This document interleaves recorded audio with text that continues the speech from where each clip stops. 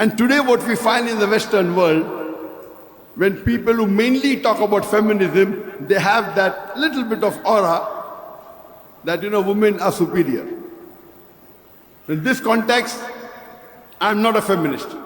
But truly, if you go by the definition, what it literally means, it means that men and women have equal rights. So therefore, I call feminism as a misnomer. If I go out and say that Zakir Naik is a feminist, people will think, okay, he's trying to say that women are more superior than men. If you go to AI, artificial intelligence, and let's ask artificial intelligence, what is feminism? So AI will tell you that feminism is a group of political and social movements to acquire equal rights amongst both the genders. Political and social movements in order to acquire equal rights amongst both genders, which I have no problem. But today, the Western talk of women's liberalization. Women's liberalization is another word for feminism. It's a coined word. Women's liberalization. The Western talk of women's liberalization is nothing but a disguised form of exploitation of a body, degradation of honor, and deprivation of a soul. The Western society, claiming to uplift the woman, have actually degraded the woman to a status of concubine, mistresses, and society butterflies.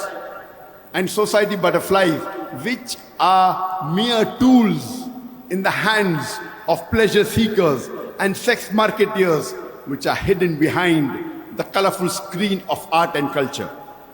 In the name of women's liberalization, the Western society is degrading our mothers, our daughters, our wives to a status of concubine, society butterflies, which are mere tools in the hands of sex marketeers and pleasure seekers, hidden behind the colorful screen of art and culture. In the name of art and culture, they are degrading. So such type of Western talk of women's liberalization, I do not believe. I do not care about the modern ideas, the conclusions and categorical remarks made by scientists and unexperienced armchair experts as how a life should be led by a woman.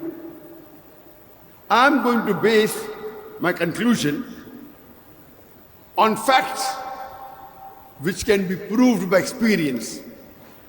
For experience and holistic facts are the sure test between the truth of gold and the glitter of theory.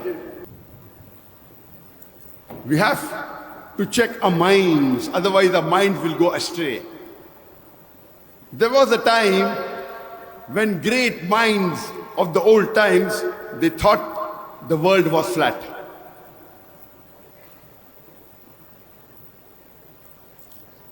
And if we find in the media, there is virulent propaganda regarding Islam.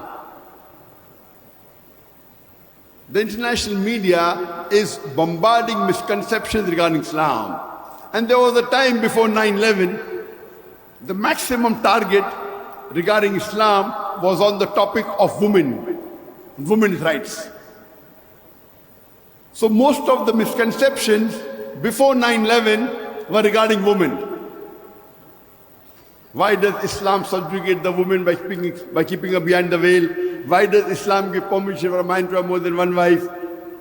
Why do women inherit half as compared to that of the men?